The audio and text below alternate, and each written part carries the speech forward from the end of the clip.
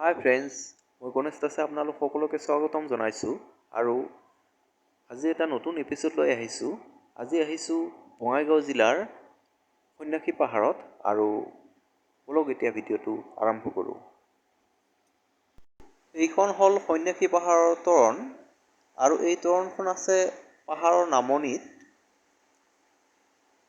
আৰু আমি এতিয়া পাহাৰৰ ওপৰ ভাগত যাম। সন্যাসী মন্দিৰটো যিহেতু পাহাৰৰ ওপৰ ভাগত আছে আৰু এয়া চাওক, ইয়াতে বহুখিনি চিৰি বনাই দিয়া আছে আৰু এই চিৰিসমূহ বগাই বগাই আমি পাহাৰৰ ওপৰলৈ যাব লাগিব।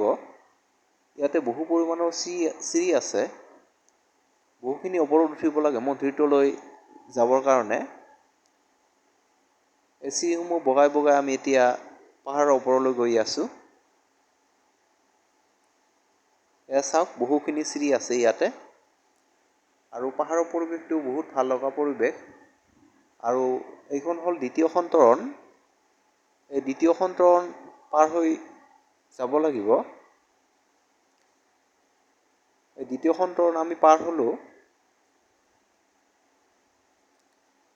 আৰু এইফালে চাওক, এইফালে এটা ৰাস্তা গৈছে, সেইফালে কিন্তু এটা শিৱ মন্দিৰ আছে আৰু এই ৰাস্তাটোৱেদি সেই শিৱ মন্দিৰলৈ যাব পাৰি।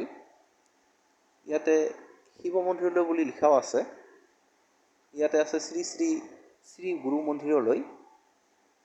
আমি এতিয়া যাম গুৰু মন্দিৰলৈ। গুৰু মন্দিৰ যোৱাৰ আগতে ইয়াতে এখন জাননী লিখা আছে, জাননীখন আমি চাম।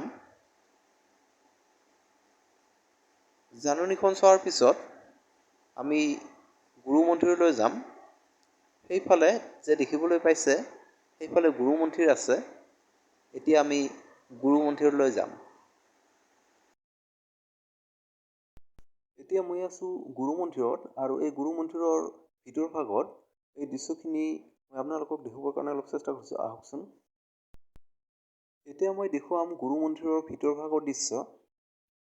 এয়া চাওক আপোনালোকে, গুৰু মন্দিৰৰ ভিতৰ ভাগৰ দৃশ্য। এইটো হ'ল প্ৰথমটো গুৰু মন্দিৰ, ভিতৰ ভাগৰ দৃশ্য। আৰু এইটো হ'ল দ্বিতীয়টো গুৰু মন্দিৰ আৰু ইয়াতে আৰু এটা গুৰু মন্দিৰ আছে। আপোনালোকে চাওক, এইটো হ'ল তৃতীয়টো গুৰু মন্দিৰ আৰু এই গুৰু মন্দিৰটোত ফলকো আঁৰি দিয়া আছে, সেইবিলাকতো আছিল আগৰ দুটাত। আপোনালোকে আহিলে কেতিয়াবা চাব। এয়া চাওক ভিতৰৰ দৃশ্যখিনি। এয়া হ'ল তৃতীয়টো গুৰু মন্দিৰৰ ভিতৰ ভাগৰ দৃশ্য। আপোনালোকে চাওক।